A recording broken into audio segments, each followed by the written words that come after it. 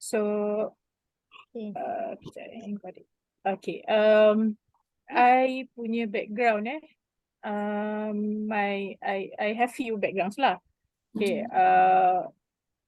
Asal-asalnya I ada my first degree is architecture, and then kalau educational background I have my degree in architecture, and then I have my second degree in law, and then I also have my master in construction law. So basically I punya background adalah construction and legal lah. And then currently I work as independent trainer for occupational safety and health. Mainly I punya topik adalah on safety lah kalau training. So training currently I work as a trainer, and I dah kerja as trainer since 2020. Lebih kurang macam tu lah. So before before I became a trainer, I was a lecturer.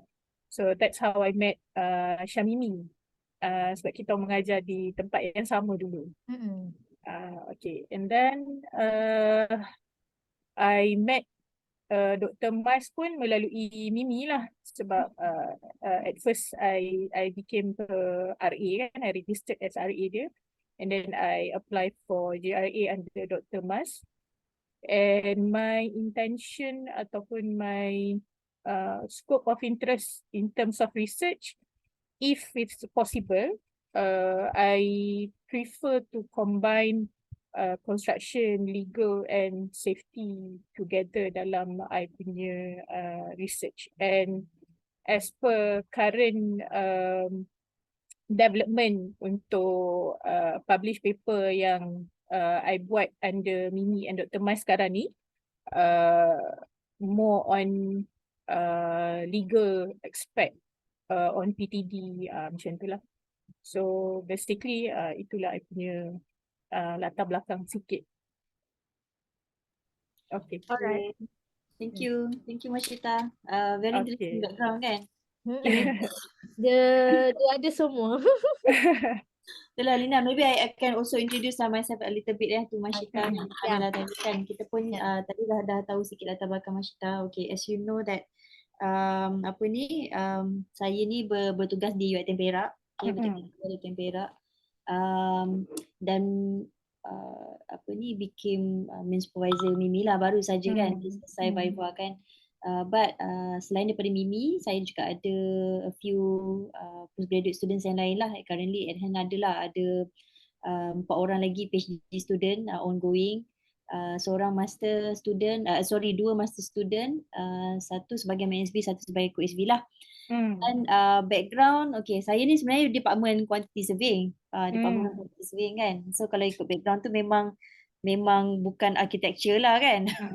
Macam kat sini pun tanya juga macam mana Mimi ni boleh ambil QS jadi supervisor kan. Macam tu lah ceritanya kan. Tapi dari when I did my master is in FM. Okay, lepas tu buat PhD di UM, bidang building science and performance. So kalau ikut interest tu lebih kepada FM lah, facilities management, ada juga on green procurement, currently buat satu guideline green procurement for construction works under EPU.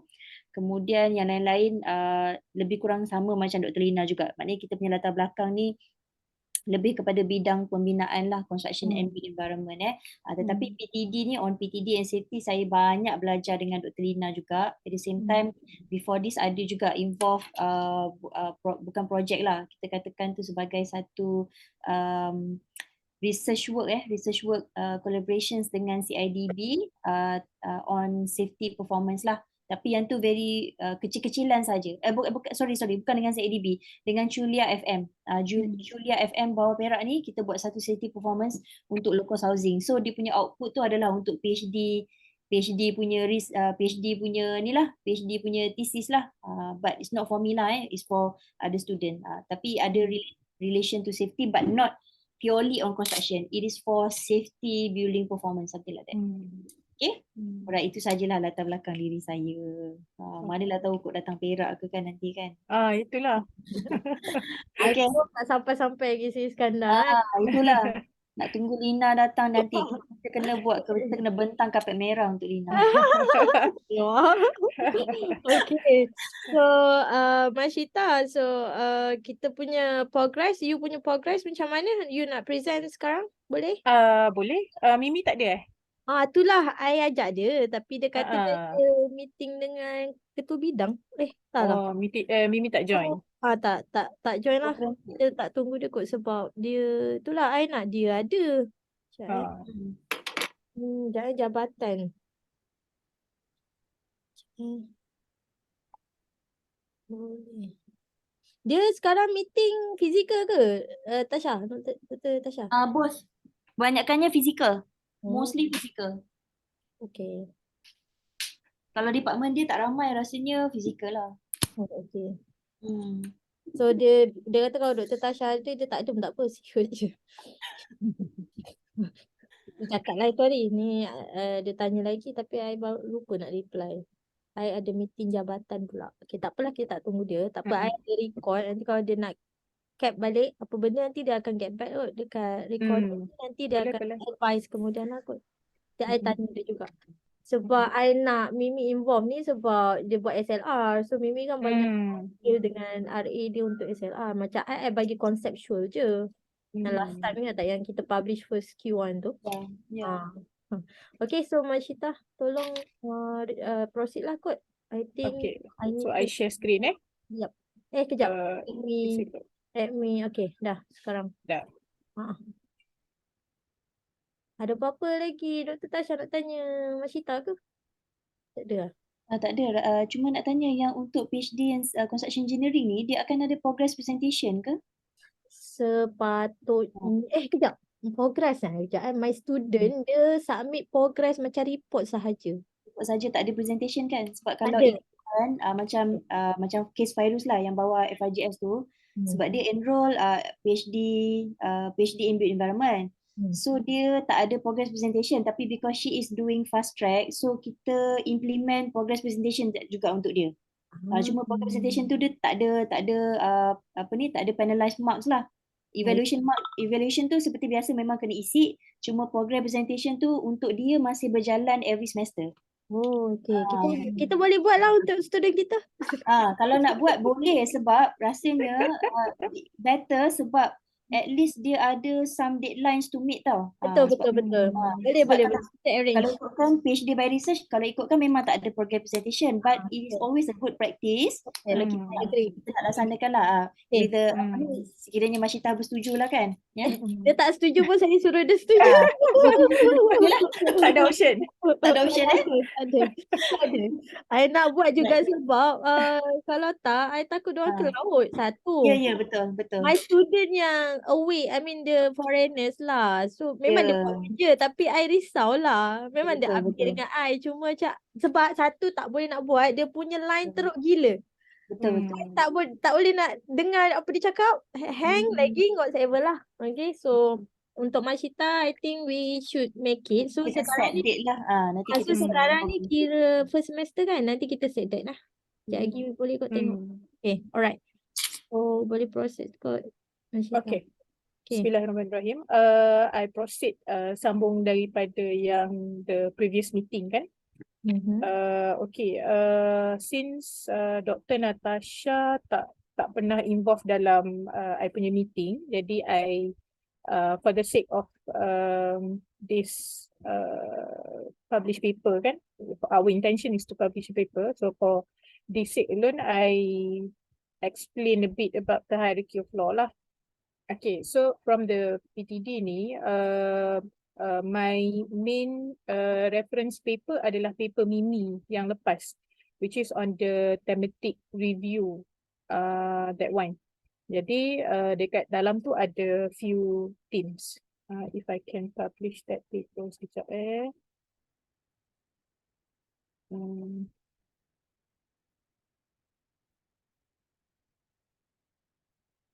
Yeah.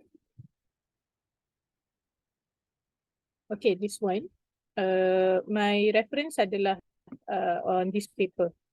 Okay, so thematic review on the PTD concept application in developing country. So this one daripada tajuk ni my understanding adalah kita ada pemecahan kepada beberapa team, the whole process kan. Okay, here daripada identification, screening, and then daripada situ I akan nampak artikel yang berkaitan lah. Okay, on my part, from the same understanding, I gunakan untuk nak cari regulations yang berkaitan dengan PTD. Regulations ke ataupun legal application yang berkaitan dengan PTD. Okay, so daripada PTD itself, I pecahkan kepada 5 team. Untuk legal, kalau skop legal, I pecahkan kepada 5 team berdasarkan paper written by one scholar. Dipecahkan kepada legislation, regulation, standard, guideline dengan policy. So my intention adalah untuk nak understand which country ataupun which country yang gunakan legislation, and then which country yang gunakan regulation, standard, guideline dan policy lah. Okay, legislation and regulation adalah when the country gunakan perkataan legislation and regulation, maknanya the application of the PTD is a must dalam dia punya construction process. Kalau dia gunakan standard, guideline dan policy, maknanya the application is in a volunteer basis lah. Okay. So based on these 5 themes, body of research question dia adalah what are the regulations implemented related to PTD in construction industry. So that's how I pecahkan kepada 5 bahagian based on the hierarchy yang I tunjukkan tadi.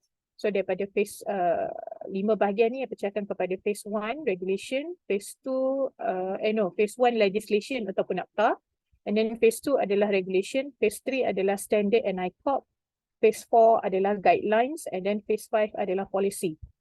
So based on and my database, I cari all the articles daripada Scopus, Science Direct dan juga Web Science. So based on this 5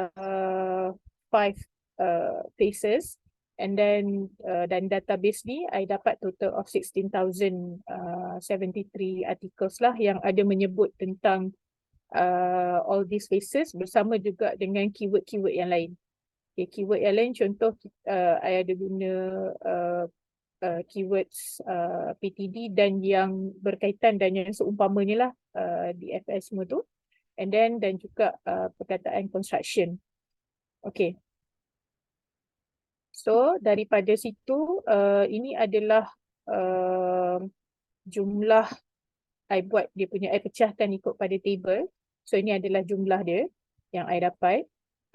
Pecahan kepada 16,000 tadi, and then melalui identification, and selepas identification I went to screening punya screening process. So from the screening process I screen ikut kepada tahun. Lepas tu ada beberapa lah macam yang tidak berkaitan dengan construction.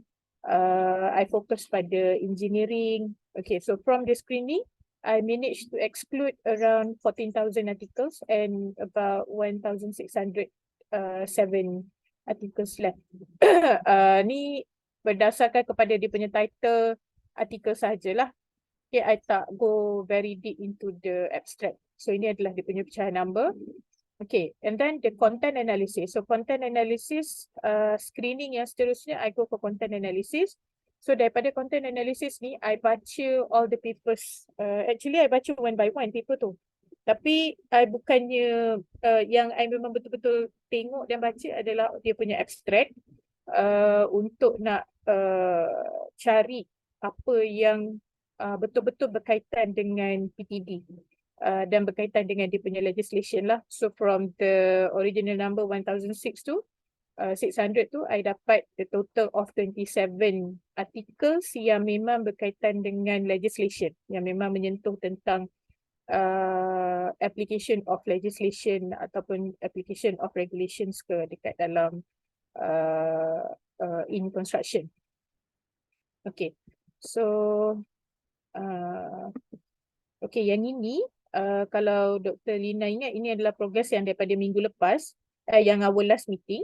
And then from that meeting, advised by both of you that I have to exclude certain articles yang ada redundancy, kan? So that's how I came up with the, originally nombor dekat sini adalah 50 something, but then after the meeting tu, I exclude few articles, so it went down to 27 articles only lah.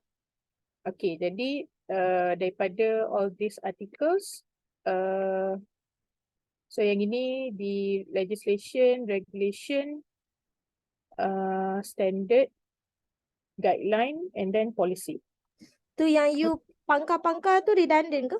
The same Redundant, dan juga dia tak menyentuh pun tentang regulations. Dia menyentuh tentang PTD. Okay.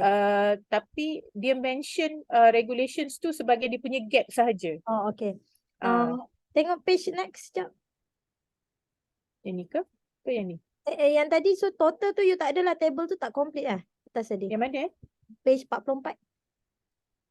Page 44. 44 table complete. Yang ini under guideline je, tinggal 8. Bukan 8 lah. Okay. Sebab I dah potong. Yang ni yang I present dekat you all last time kan. Yes, you dah potong-potong ni 27. Tinggal 27. Oh, okay. Alright. Okay. Nanti dalam write up you buat semua ni, apa-apa yang you explain ni, make it in the write up. Okay, jangan terlepas. Okay, alright. Okay. So, okay. Jadi daripada all the 27 articles tu, I masukkan dalam Atlas TI kan. Okay. Atlas TI sebenarnya, I still banyak lagi tak faham macam mana nak control Atlas TI. So that's why I need Mimi to help me work. Tak apa, Mashitah, jangan risau. Orang yang terek Atlas TI tu Dr. Natasha. Itulah, I sekarang tengah fikir nak pergi ke Perak. Tak apa, orang pentingnya dia. Founder dia ni, kat sini ada. Tak apa, nanti I nak cari orang yang betul-betul boleh, I boleh berguru dengan dia macam mana nak handle Atlas TI. So I think in within 1 week ke 2 weeks I rasa I akan jumpa Dr. Natasha kot dekat sana, insyaAllah. So, okay, this is for my brief understanding dan brief application of how to work within Atlas TI lah.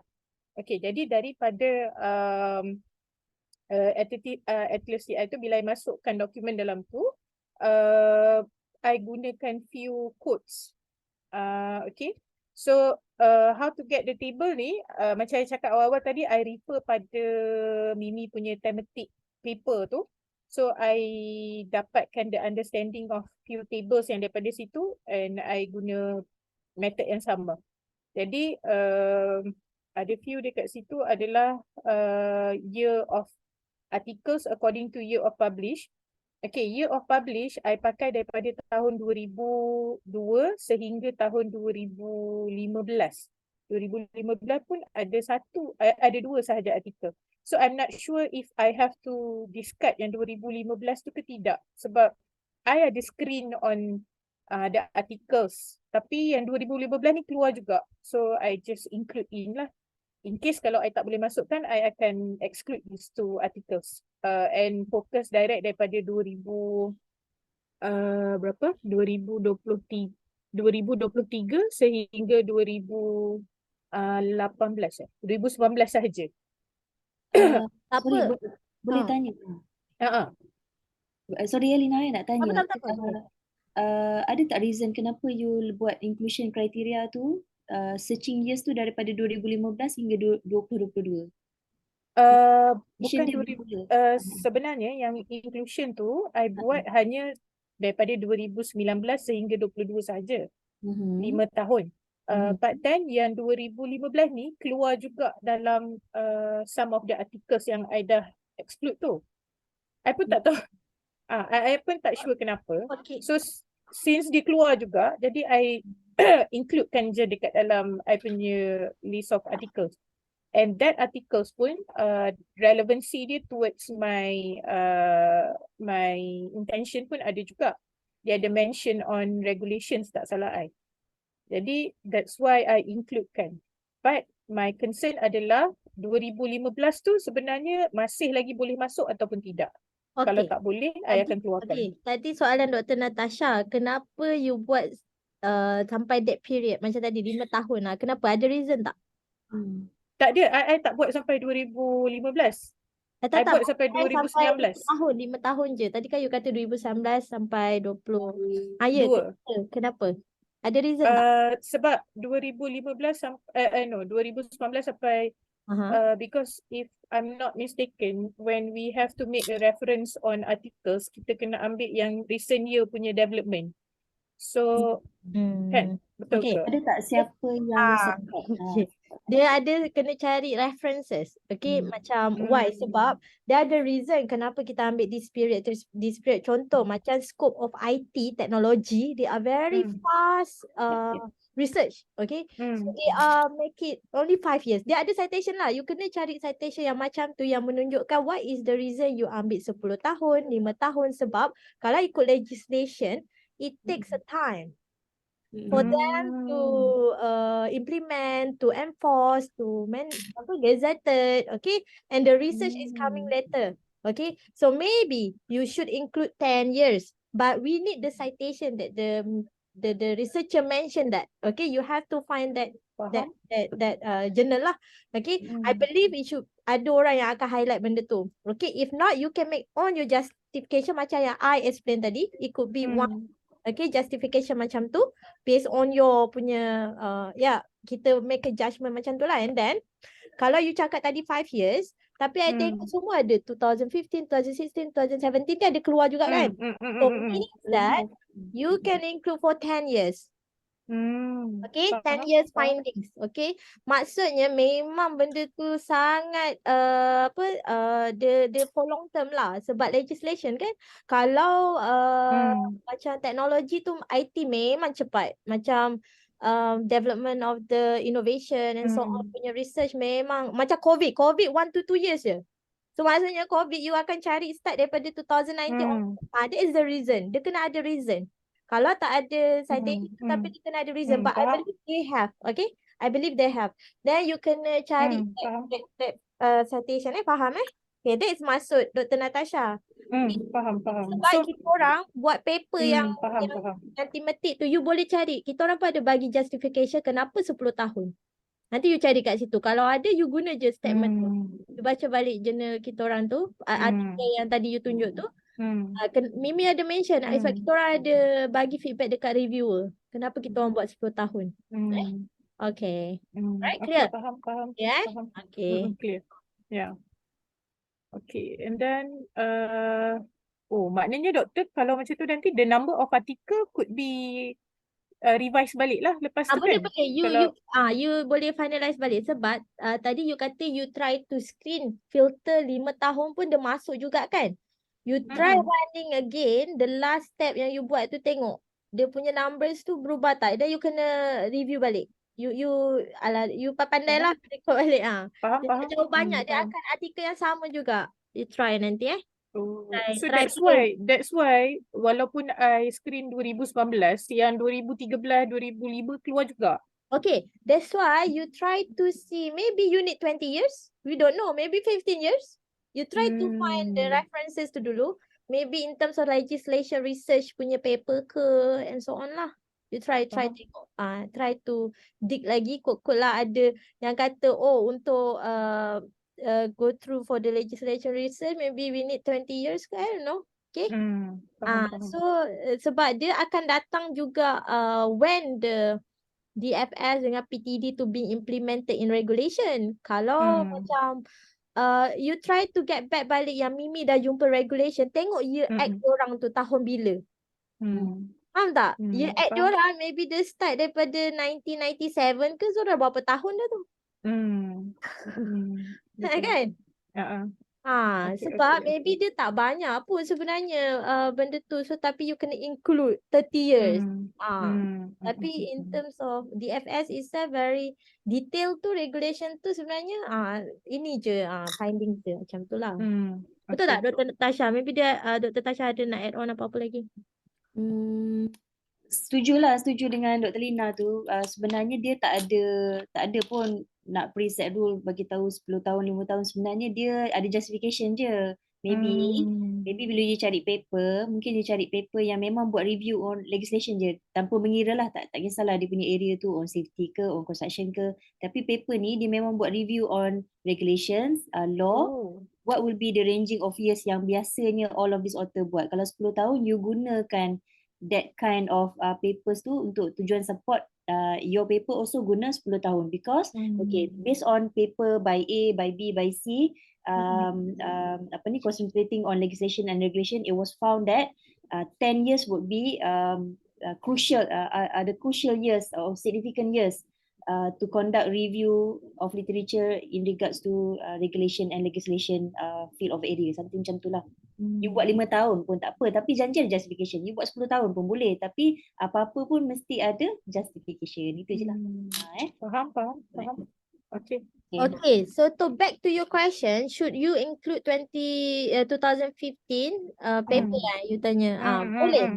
Boleh, tapi with that justification tu, citation tu kita nak. Maknanya regardless I punya inclusion apa, but I still kena justify lah kenapa I buat macam tu. Tapi kalau macam tu kan, sebaik-baiknya letak dekat inclusion tu 10 tahun juga. Sebab nampak pelik lah kalau inclusion tu letak 5 tahun, tapi tiba-tiba dekat dia punya finding, ada pula yang 10 tahun. So you kena tally kan. You kena betul, synchronize lah dengan apa yang you filter. Memang maybe the system itself adalah tu error, we don't know. Okay. Itulah software kan, sistem kan. Sebab I pelik sebab yang my understanding I kena guna 5 tahun yang recent. Tapi kalau ikutkan relevancy of articles, ada few articles 2013 dan 2015 yang cakap benda yang for me relevant for the paper lah. Tapi I tak include. So I just left to 2013 ni adalah tercampak satu dekat sini kan. Kalau paper tu relevant, so you apply the range of that year better, so that dia memang within that year lah. So just find the justification je nanti untuk berapa tahun yang you include tu. Even though you inclusive tu, you tak perlulah cerita you letak filter 5 tahun tapi keluar paper tu, tak perlu, tak kisah pun. Okay. Just mana you ni sistem tu just kena justify lah. It's okay. Okay. Kau tak panjang jurnal kita. Okay, faham. Okay, so I continue dengan articles according to country. So yang ini ada few countries lah yang bercerita tentang based on the 27 articles tu. So ada beberapa negara yang cerita tentang regulation and legislation. Ini dia punya pecahan dia. Dalam ni tak nampak, nanti akan tunjuk dalam PDF. Okay, and then yang ini adalah articles according to dia punya themes. Legislation and regulations yang paling banyak sekali. And then yang cerita pasal guideline, kita ada few yang explicitly mention pasal guideline yang berkaitan dengan kita punya PTD adalah Malaysia sahaja. Yang selebihnya dia just mention lightly pasal undang-undang and macam mana diorang gunakan that concept. Dia voluntarily gunakan konsep tu dalam dia punya construction practice lah, itu sahaja. And then on standard, standard sebenarnya tak ada lagi, I tak tahu macam mana nak explain on standard sebenarnya. Okay, standard ni contoh macam ISO ataupun kalau kat Malaysia kita ada ICOP kan, industrial ICOP, industrial practice. Practice. Industrial practice kan. Okay. So dalam articles ni tak ada satu artikel pun yang mention pasal standard. Tak ada satu artikel pun yang mention contoh macam dalam kita punya ISO 45000, dalam tu sebenarnya dah ada berkaitan dengan occupational safety and health. But none of the articles yang mention langsung pasal at least 45000. So I tak sure sama ada I kena masukkan standard tu ke tidak. So polisi dia bergantung kepada polisi ni biasanya yang keluarkan polisi adalah company. Tapi since all these articles kita punya fokus adalah pada negara, so I tak tahu sama ada dia relevan ke tidak nak includekan polisi ni dalam as part of the team. Sekejap, I nak tanya yang ni yang diagram yang keluar daripada Atlas TI kan?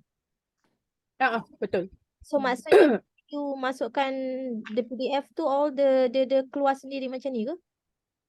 Ke macam mana nak Tak, yang ini lepas yang ini I dapat, okay kan tak, tadi I keyword cari kan? articles tu kan, I cari articles tu kan based on the keyword. Yes. So bila dah dapat all the articles, bila I masukkan dalam Atlas TI tu, articles tu I codekan according to dia punya keyword tadi. Okay, faham. Okay. So bila you go through in detail for each paper ni, they are really talking about the standard or not? No, except for the regulation, legislation, guideline. Standard dengan polisi ni dia mention pasal undang-undang je. Dia mention pasal, contohlah Arab Saudi. As per my reading, diorang tak ada PTD. Maknanya dia tak ada apa-apa lagi pasal PTD ke apa, dia dekat dia punya country. Okay. They have no related legislation ataupun related regulation ataupun guideline. Tapi they have this one research paper yang mention on the application. So when I read through the paper, I tak tahu sebenarnya dia refer kepada regulation atau legislation yang mana. But dia bukan implement pun, dia practice. Dia bahasa tu review tentang diorang punya understanding on PTD. Itu saja. Okay. How about yang policy paper tu? Yang polisi ni pun sama juga. Polisi ni dekat Palestin pun sama juga. Dia cerita pasal the positiveness of PTD application, and by having the regulations ke dalam ni can help improve safety in construction dekat Palestine, bla bla bla. Tapi dia tak ada dia punya law lagi. Okay, so dekat sini yang I nampak bila you separate tu based on the keywords and findings. But when you go through the detail, maksudnya they are not belongs to any for the standard and policy at all about the PTD and FS ni.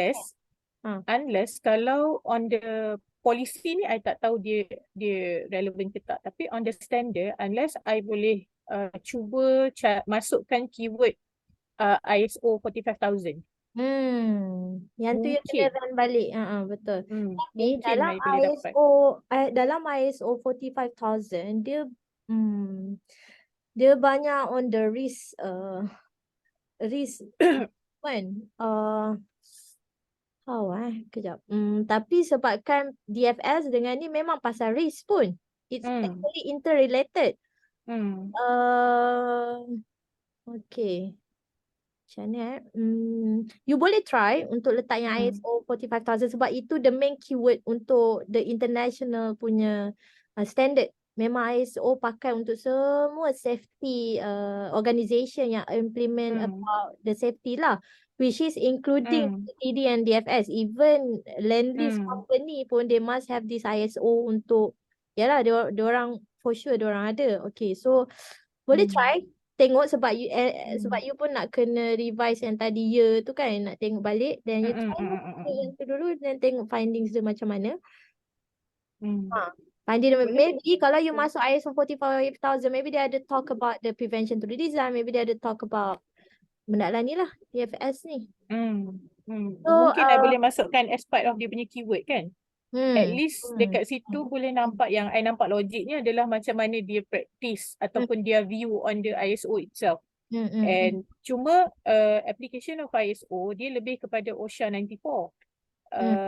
dia macam ada mirror lah dekat situ kan. OSHA dia during construction. OSHA bukan PTD kan doktor? Dia macam ni OSHA, OSHA yang sekarang kita punya Malaysia memang the overall safety. The standard actually macam ISO tu actually the organisation implement just because of the business purpose. Business oriented.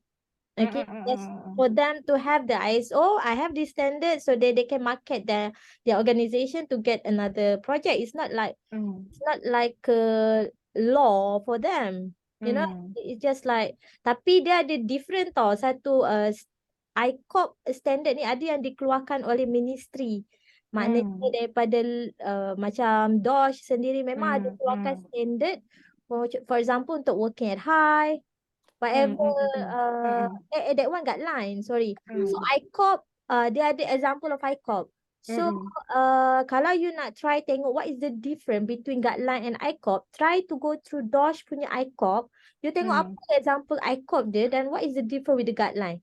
Sebab dekat sini ada, kita kena justify juga what is the difference, sebab you kena explain yang hierarchy of law. Kan? So you try to come out yang tu dulu, baru you tengok keywords apa yang you boleh masukkan lagi untuk standard, untuk differentkan dengan guideline. Or maybe you jumpa hierarchy of law yang dia satukan standard ICOP dengan guideline as a one.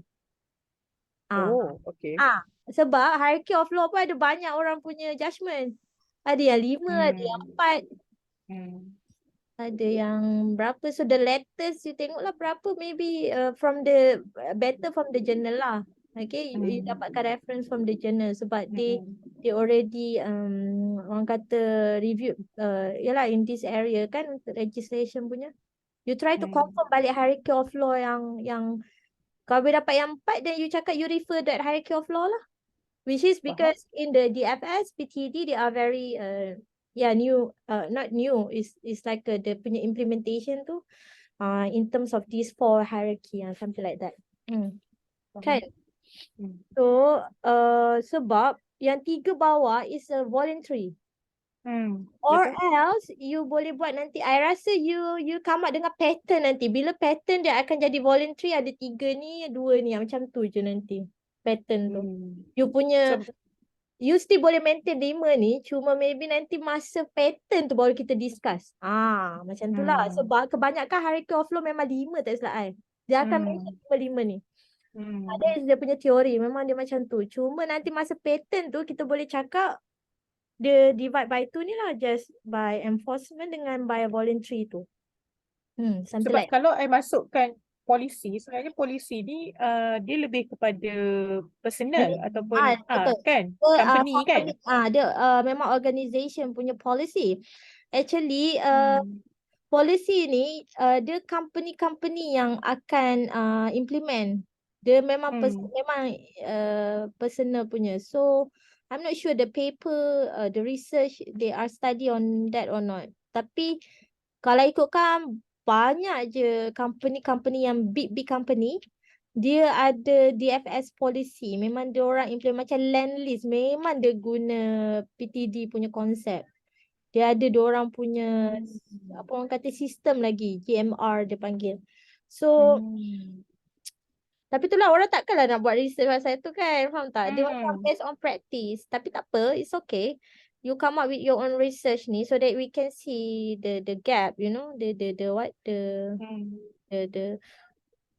usage in the research, how they study on that. Okay. Tak apa. You still maintain whatever is it your finding ni. Cuma like you said lah tadi, you nak masuk ISO tu boleh kot. Dr. Tasha ada apa-apa input ke?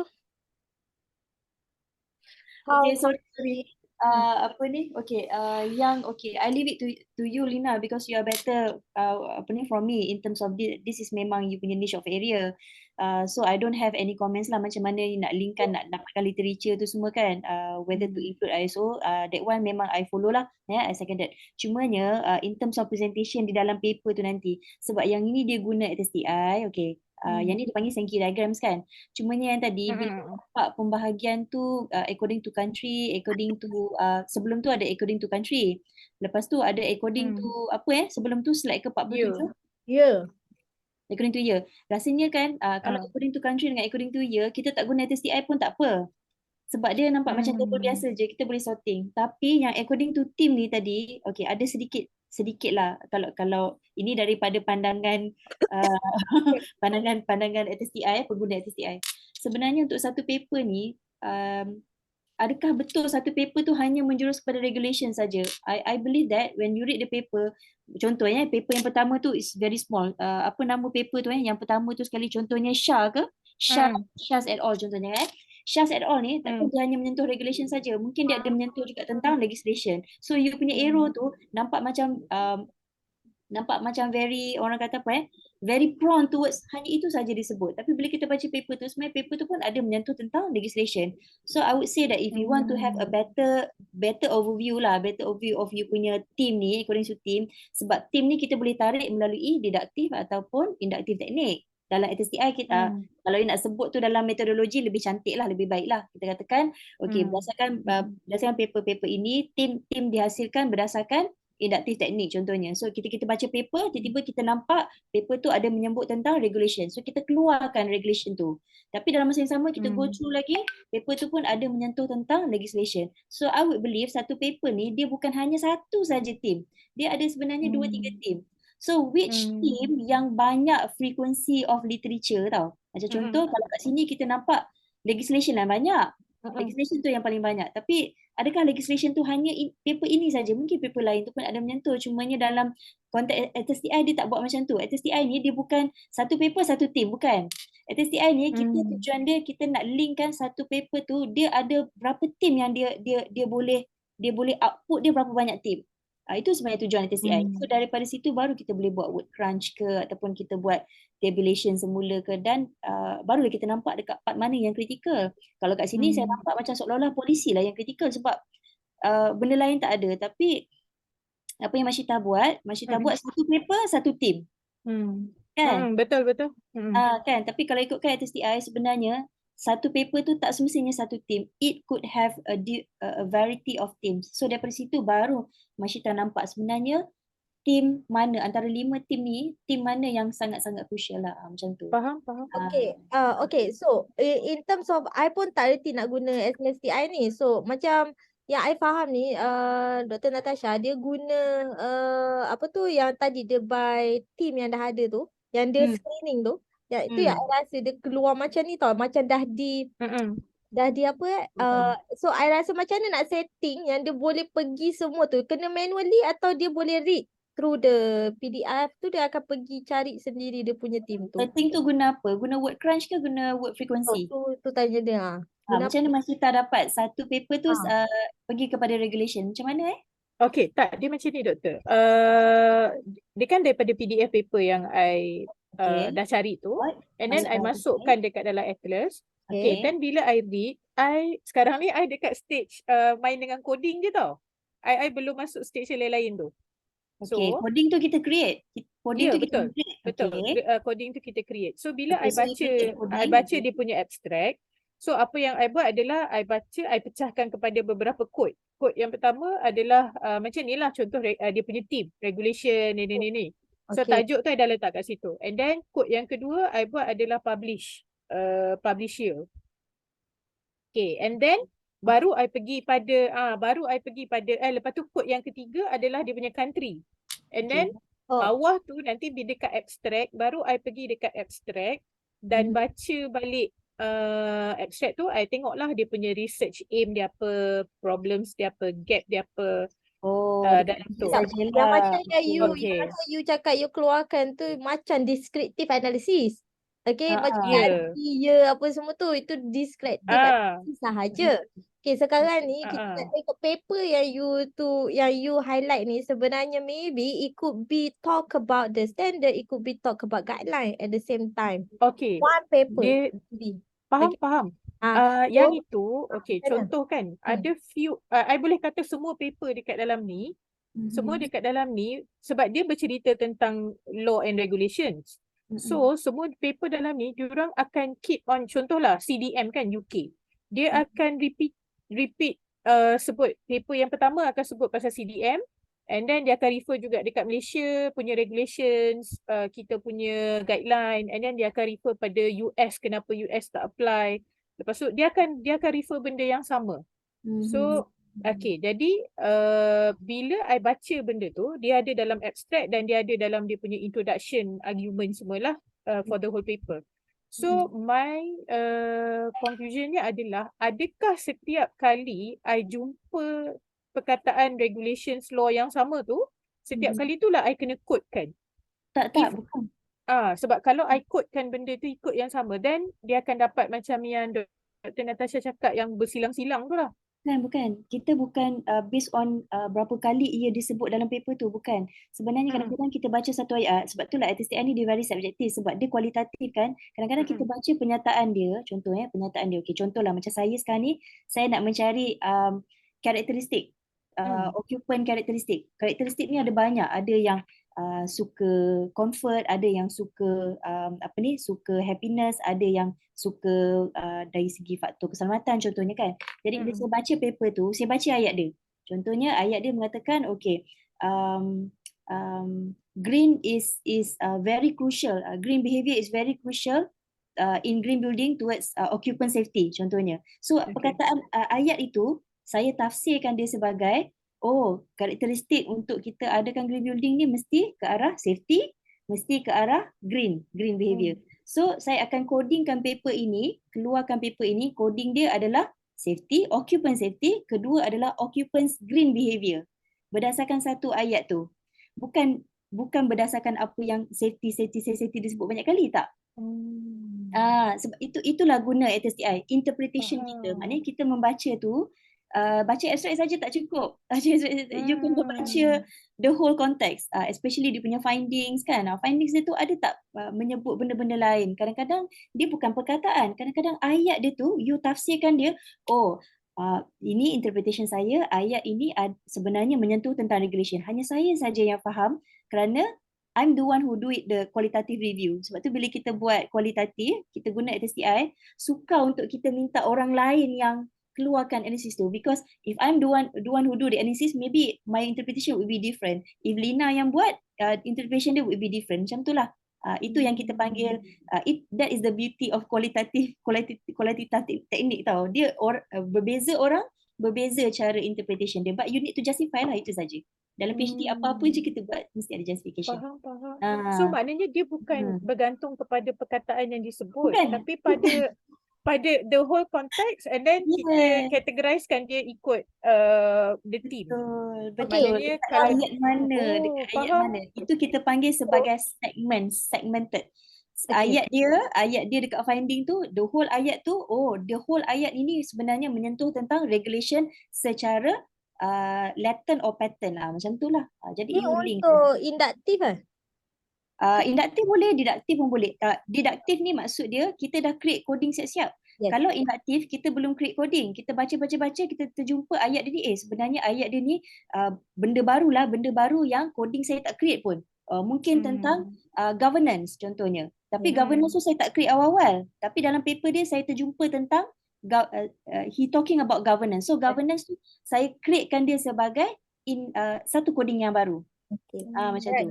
So Dr. Tasha, in this case, we try to come up with deductive. Betul. Apa yang mention tadi diduktif lah. Dah ada. Okay. Contoh kalau dah ada, okay, dia ada 5 ni. So maksudnya dia fix. Okay. Macam yang kita buat previous ni. Okay, fix. So how kita nak dapatkan macam like you said lah tadi. So dia kena baca juga content dia. Maybe this one dia akan ada pergi ke tempat lain, betul tak? Betul. Dia akan pergi tempat lain juga. So macam ni Mashitah, actually I hope you clear. So kita punya deductive tau, which is coding kita dah fix 5 ni.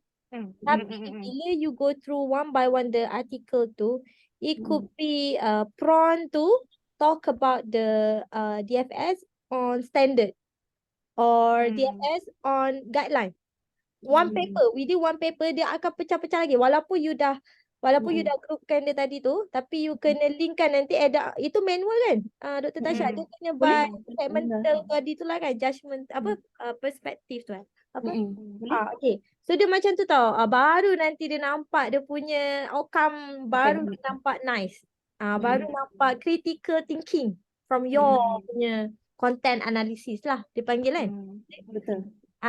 So dia kena ada another task lagi sikit, which is each paper tu. But okay, yang first kita dah memang kita try to come up face by face yang you cakap, kita dah ada code, okay, dah ada team, okay.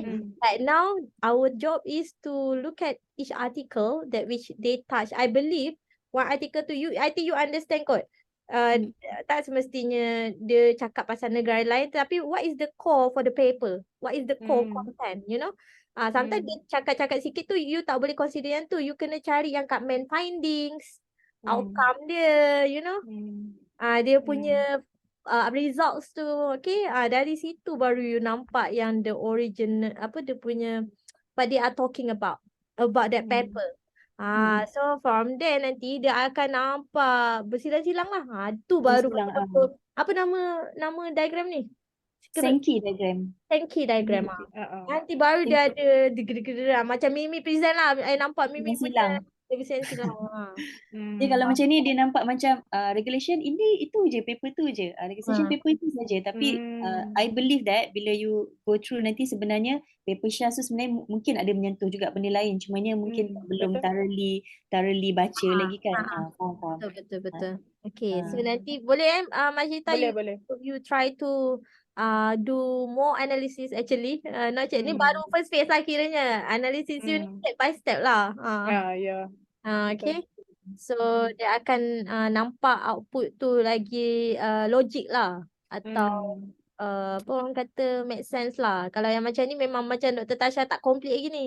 Dia macam bias sebab kita dah memang betul-betul dia nampak bias sebenarnya. Sebab dia dah kita dah memang buat didaktif. So with our justification because of the hierarchy of law, sebab kita tanya our question is what is dia punya implementation and so on, but in analysis the content we must do tak bias punya lah. Sama juga, okay. Alright, yang tu got it kan? Okay, alright. So yang lain-lain apa semua tu macam Dr. Tasha cakap tu boleh, itu descriptive analysis. Kita boleh guna normal punya. Badannya yang team ni lah yang I kena expandkan lagi kan. Yes. Saja. Yang ini yang nampak crucial lah untuk SLR sebenarnya. Kalau kita combinekan SLR dengan STI tu memang kebabum lah, cantik lah kan. SLR ni pun sebenarnya manual. SLR ni sebenarnya manual, tapi dia hanya menggunakan search string corpus dengan apa saja yang nampak cantik. Tapi bila you present dia punya data tu menggunakan STI network, jadi baru kita nampak okay, kenapa tim ini sangat crucial dan linkkan kepada artikel-artikel ni. Sebab tu kadang-kadang orang letih tau bila buat STI, lagi sikit artikel dia lagi lagi kurang lah fatigue dia, macam Mimi kan 10 paper je sebenarnya kalau ikut kan. 10 paper yang for final qualitative analysis tu. Jadi sebenarnya tak banyak, paper dia tak banyak, tapi cara dia link kan tu. Satu tim tu pergi kepada 2-3 set of papers. Papers yang sama juga kita akan jumpa untuk tim yang seterusnya. Macam tu lah. Betul. Boleh lagi ni, boleh, no problem. Okay. Tak apa doktor, nanti I datang Perak doktor. Boleh. Sebenarnya hari tu baru je conduct khusus STI, tapi itu untuk kualitatif data. Saya selalu buat khusus STI untuk kualitatif data analysis. But STI ni dia ada dua purpose. Satu tujuan dia untuk LR, satu lagi tujuan dia untuk data. Maknanya kita dah selesai buat interview contohnya kan. So how we want to use the interview data tu dan kita nak masuk dalam STI. Tapi once you know already how to use STI, you gunalah apa-apa pun, LR ke, you nak buat quotation, highlight ke, boleh je, tak ada masalah. Boleh. Sebab I sebenarnya confused dengan Atlas ni, tak tahu nak masukkan kat mana, and then I tengok online kan dia buat coding, so macam tak apalah, coding dululah kan. Betul lah tu, buat coding tu betul, cuma kita link kan tu, itu kita panggil segment and quotation. Yang itu memang kena individual tu sendiri yang kena interpret. Cuma itulah, I thought it's as simple as kita jumpa perkataan tu dan kita linkkan coding macam tu je tau. So that's how dia dapat yang macam ni lah. Yang ini I tak tahu ATSTI pula. 9 cantik Ya. tau. ATSTI 9 dia boleh buat emotional emotional punya feeling. Macam contoh kan, kadang-kadang kita dapat WhatsApp kan, kita tanya anak kita contohnya, suka tak? Dia tulis suka je. Tapi bila kita baca suka tu, adakah dia sebenarnya dia suka yang betul-betul suka, gembira ataupun suka sekadar nak ambil hati kita. Macam tu. So dalam ATSTI kita boleh linkkan perkataan suka dia tu kepada negatif or positif ataupun moderate. Itulah kualitatif tu yang kita suka nak interpret. Kalau kita interview orang, kita nampak muka dia, tapi bila kita menggunakan perkataan, especially on literature, sukar untuk kita interpretkan perkara tu. Faham. Faham. Faham kan? So itu tujuan saya. Sebab ATSTI dia membantu saja, membantu kita menyusun data tu. Dia membantu saja. You ada nak buat training untuk apa tu, khusus untuk apa tadi, data collection? ATSTI coming soon bulan 4, tapi bulan puasa. Bulan 3 ni I penuh sikit jadual, tapi kalau nak buat boleh je, tak ada masalah. Nanti kita try lah arrange kan, cari satu date yang sesuai, boleh je kita buat khusus Ramadan. Biasanya orang yang panggil I khusus ni, diorang ada grant, diorang ada FIGS punya grant, diorang nak habiskan grant tu. Dia katalah okay, dia ada 10 student, dia kata boleh tak nak buat khusus ATSTI online untuk student-student dia. So dia gunalah education honorarium dia tu kan. I cakap okay je, boleh je. Macam ada seorang ni, Ustaz Azmi ni tiap-tiap tahun, sebab dia tiap-tiap tahun dapat FIGS tau, pelik tu. Tiap-tiap tahun dia dapat FIGS.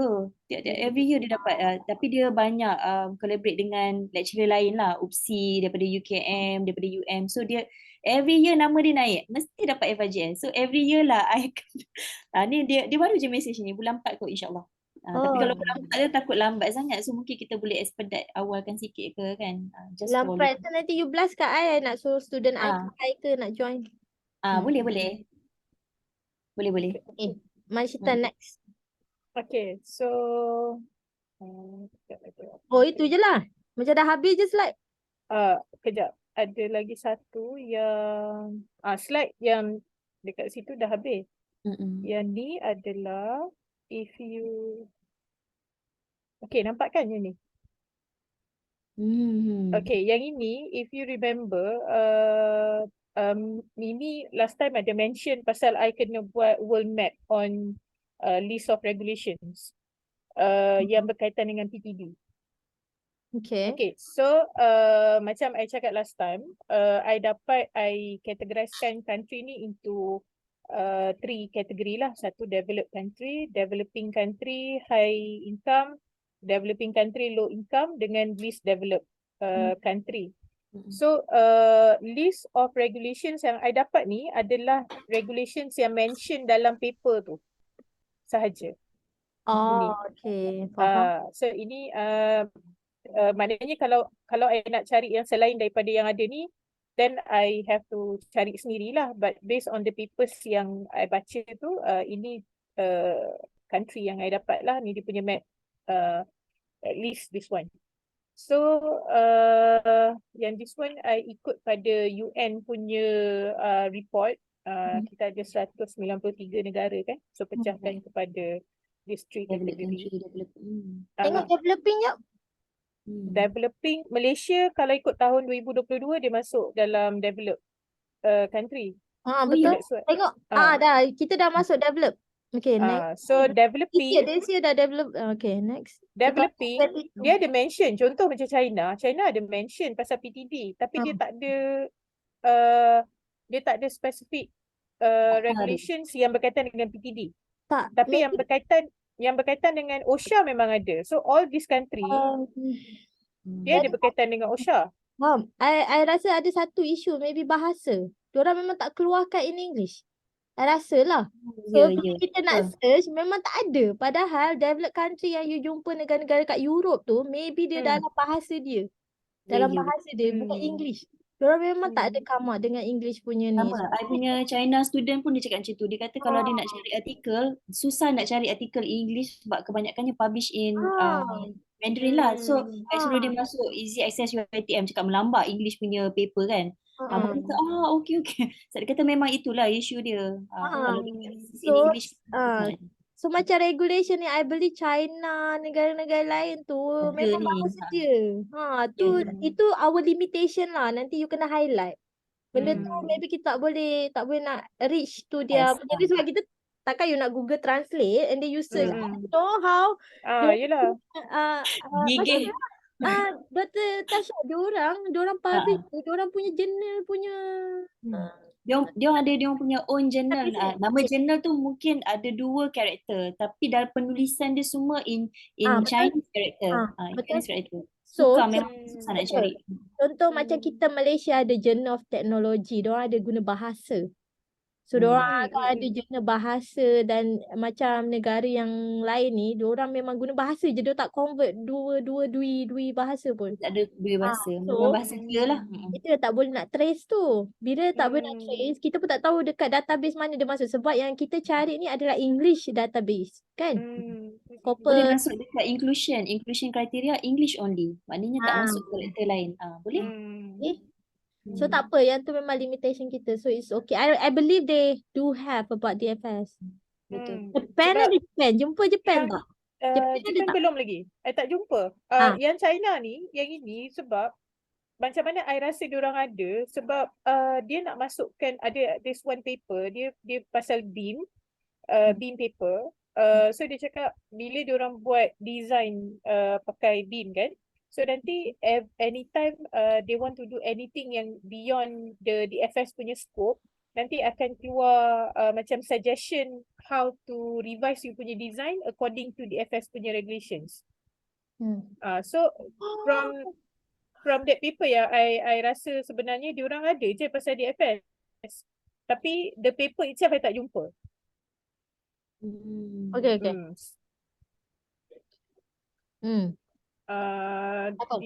Yang ini and then macam I cakap negara-negara Arab diorang ada mention pasal DFS tapi dia punya law pun I tak jumpa, and Nigeria dia ada mention pasal DFS tapi ataupun PTD tapi dia kata sampai sekarang diorang belum ada regulation yang berkaitan. Okay. Itu je lah. Okay. So yang ni you nak update dengan Mimi lah kan? Yang ni I nak kena update dengan Mimi. I nak tanya dia macam mana nak move on daripada sini. Tak apa. Dia kata yang ni kan you kena keep dulu, nanti nak fokus yang tadi tu kan dulu. Okay, it's okay. At least you update kat sini, okay lah. Alright. So, next is lagi apa you nak tunjuk Itu je lah kot yang So, Dr. Tasha, next kita nak bagi dia apa? Task proses yang tadi tu kan? Yang itu je lah kot so far. Tapi sebab paper ni belum tulis lagi kan, maksudnya macam masih screening on apa ni, team apa semua kan.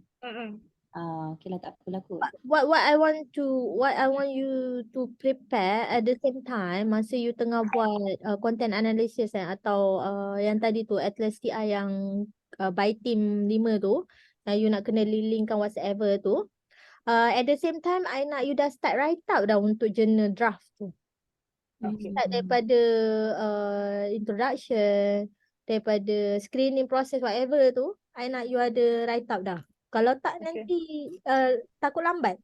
So you dah kena ada draft benda tu. And then by the time you read or the article, go through the article tu, you dah dapat idea dah nak discuss apa. Yang tu pun you boleh masuk dulu sebab nanti kita akan refine balik content dia tu. Sebab I takut nanti ambil masa. So I nak tengok findings yang macam tu lah. I mean the outcome which is a draft paper with the analysis yang you guna Atlas TI untuk 27 artikel tu. Yang mana you nak refine balik yang findings searching tadi tu, you try buat dulu and then you go through the next step tu lah. Buat proses yang sama tadi tu. Yang year by tu itu nantilah descriptive analysis once you dah finalize searching tu, berapa artikel yang you dah jumpa termasuk ISO whatever tu, then baru you. Tapi you kena find out tadi kan I suruh minta you tengok ICOP dekat DOS dengan guideline tu, what is the difference.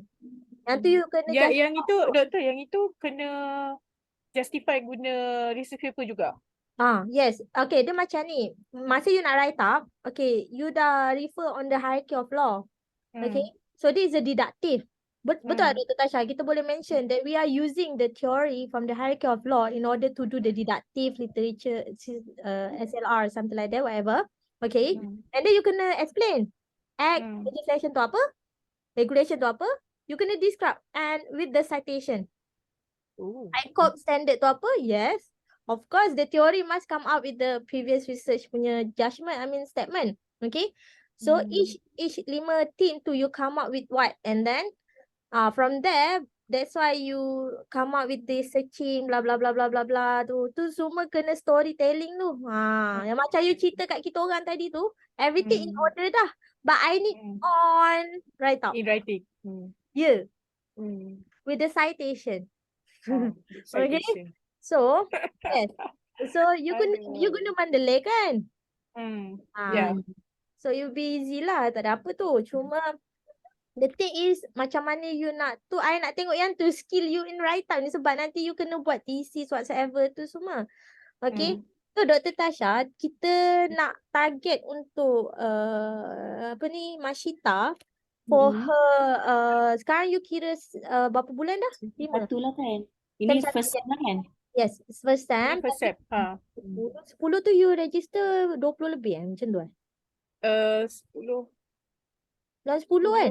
Bulan 10 kan? 18 bulan 10. Okay, so 10. 5 bulan 10, sorry. Okay, so Maknanya 10 nak bulan DRP 10 kan. register. DRP biasanya semester kedua. Biasanya yes, DRP betul. semester kedua. Okay, so I hope that you ready with this orang kata fundamental lah. Ini consider you punya fundamental sebab nanti by the end of you come up with this baru kita nampak you punya idea untuk research objective, research title and so on. Okay, so that's why I need you to target the next 2 weeks. I want to see the one that I just highlight tadi tu. Okay, the draft and also the analysis lah. Okay, the content analysis with the SLSTI tu. Okay, and then I rasa ni dah 5 bulan So maksudnya dia kena ada progress presentation lah nanti by the end of the, macam mana Dr. Tasha?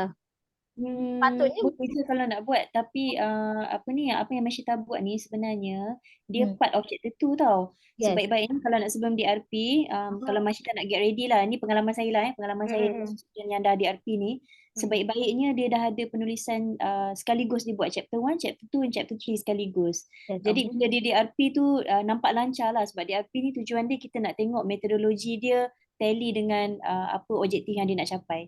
So Macam mana at my stage sekarang nak buat write up sampai chapter 3? 1, 2, 3. Sebenarnya you punya proposal tu sebenarnya it is a compress of chapter 1, 2, 3. Kalau ikutkan pelajar kan, bila dia hantar proposal, sebenarnya proposal dia tu sebenarnya it is a compress of chapter 1, 2, 3. So kalau Mashitah nak work smart, Mashitah sekarang ni buat SLR kan, sebenarnya SLR ni hanya sebahagian saja tau, sebahagian daripada chapter 2. So what you need to do is you need to strategize dalam chapter 2 tu nak headingnya nak tulis apa. Contohnya dalam tajuk ni yang saya nampakkan self regulatory on apa tadi, saya pun dah lupa dah, on off scheme kan. So pecahkan kepada 3 area yang besar. Maknanya yang pertama adalah PTD, kedua adalah initial stage yang you nak implement dalam construction, ketiga sebenarnya apa tujuan dia, governance ke ataupun regulation dia kan. So pecah pada 3 area. Dan draft up pada Dr. Lina, heading yang nak letakkan chapter tu. Daripada situ baru sebenarnya boleh bantu yang apa yang Mashitah tengah buat sekarang ni, literature, SLR ni semua kan, ia adalah sebahagian daripada chapter 2 sebenarnya. So daripada situ baru boleh update chapter 3. Dia kena seiring sejalan. Kalau kita buat benda ni saja, dia memang tak nampak penulisan tesis kita. So daripada once you dah ada penulisan tesis, barulah mudah nak buat paper ke, nak buat journal ke. Every year boleh set up the target. Yang penting tesis penulisan tesis kita tu dah ada dah. Chapter 1, 2, 3. Tak perfect pun tak apa. Perfect pun tak apa. Sebab kita nak menunggu perfect sampai bila-bila pun kita tak rasa ia perfect. But you need to, at least you need to have the writing lah. Macam Dr. Lina sebut tadi. Okay. So Mashitah, you dah ada template thesis UiTM untuk PhD. Okay. So from there, macam Dr. Tasha suggest tu, you can draft you dah ada idea untuk heading. Heading tu subtitle tau. Title je. Kau tahu kan, chapter 1 is the introduction, chapter 2 is the literature review. Dalam introduction, you kena tengok apa sub dia. Ada yang subtitle yang dah wajib, subtopik yang dah wajib. Okay, macam research objective, research aims, research question and so on. Okay, problem statement yang tu wajib ada. Lepas tu yang you nak kena modify adalah literature review you based on you punya research area. Faham tak? Heading tu akan versatile. Dia will be dynamic, will be up to you, tapi what we learn from the Mimi punya apa nama presentation, or I mean the Viva. So we prefer that you come up with the literature review specific with your scope. So kita dah Sikit tahu dulu. you punya scope within legislation in PTD. So you dah ada idea dah apa yang nak Yang itu saja dulu, betul. nanti kalau ada apa-apa kita akan tambah kemudian. So tak kisah. The very dynamic, boleh kita ubah, tak kisah pun. Okay. So you can draft actually. You dah boleh start dah. You jangan tunggu nanti. Sekarang. Sebab kita nak preparing your proposal. When we are preparing your proposal, we need to have chapter 1, chapter 2, chapter 3 and chapter 4. Chapter 4 tu expected outcome or maybe the conclusion sekali. Okay. And you punya planning for research. Dia nak tengok you boleh ke tak carry on you punya research objective ni.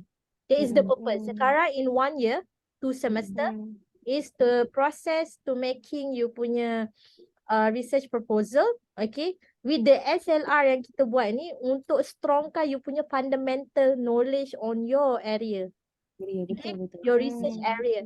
Actually helping. So now, I hope that you can draft also you punya apa template thesis you, okay, dengan you punya heading you dah boleh main-main dah. Jangan tunggu nanti. Then you Play dah around je dulu. Play around je. Kalau saya pun saya selalu macam tu, macam betul student kan. sama. Saya buat title je sendiri. Nanti dia ubah lah.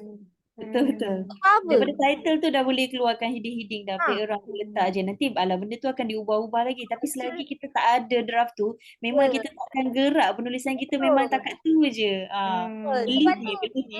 Betul. Sebab tu I nak you write out. I takut you cerita, okay, you are good in giving a training, whatever, talking. But I need the proof. Where is the write out?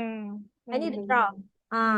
So that's why I need you to do these 2 things lah. First, a draft for the paper, and one is whatever you think is can be included in your thesis. The subtopic tu you dah boleh draft, okay? The literature review subtopic je pun, okay? Yang itu I rasa akan differ pada Mimi punya paper boleh. kan, macam mana dia ni. Cuma Mimi punya LR dia long way finding tau. Long way finding maksudnya ada benda-benda yang tak relevan sangat tu dia konteks masukkan. So kita tak nak you terlalu melirik panjang lah. Maknanya you spesifik kepada you punya area of study je dulu. Okay, faham. Okay. Yes. So you know what you have to do? Yes. Okay. Clear? Clear, insyaAllah. Okay. So nanti dilega sikit. Itulah. So in next 2 weeks kita akan ada meeting Dr. Tasha. I buat dengan dia ni every 2 weeks sebab baru kan. Alright, no problem. Every 2 weeks. Selalunya hari Jumaat Dr. Tasha. So how? How? Hari Jumaat I okay je. Kalau tak ada apa-apa dan okay je lah. Maknanya unless kalau tiba-tiba ada ada benda-benda yang critical macam esok I tak dapat kan. So I will let you know lah. Tapi tak apa je, you boleh je proceed as long as main supervisor dengan student ada. Boleh je proceed. No problem. I nak you punya guide juga tu. Sebab you dah expert. I kan newbie. Okay. Mana newbie-nya? Boleh lah tu. Tak lama dah tu. Dah 54 boleh dah tu. Belum lagi kan. Okay. Alright. So I think Mashitah boleh kot nanti you buat. Kita jumpa lagi the next 2 weeks. Hari Jumaat schedule kita pukul apa? 4 kan? 4. Boleh ke pukul 4? Maintain. Betul Tasha. Itulah I pun nak maintain. Next week Friday bukan. Next 2 weeks. Next 2 weeks. Next 2 weeks kalau ikut dalam kalender 10 hari bulan. 10 hari bulan 2 tak ada apa. Okay kot. Sekejap Next 2 weeks 10 hari bulan Sekejap. 3 hari bulan yang tak boleh 10 hari bulan 2 okay kot. 10 hari bulan. Betul kan doktor? Betul. Lina. Next betul 2 kan? weeks tu 10 hari bulan. Betul? 1, 2 betul? Sebab kita patutnya meeting besok. Tapi kita meeting hari ni. So the next 2 week will be on 10. Yes. True. Okay. Kan? So at 4. yeah. Boleh Dr. Tasha I book you.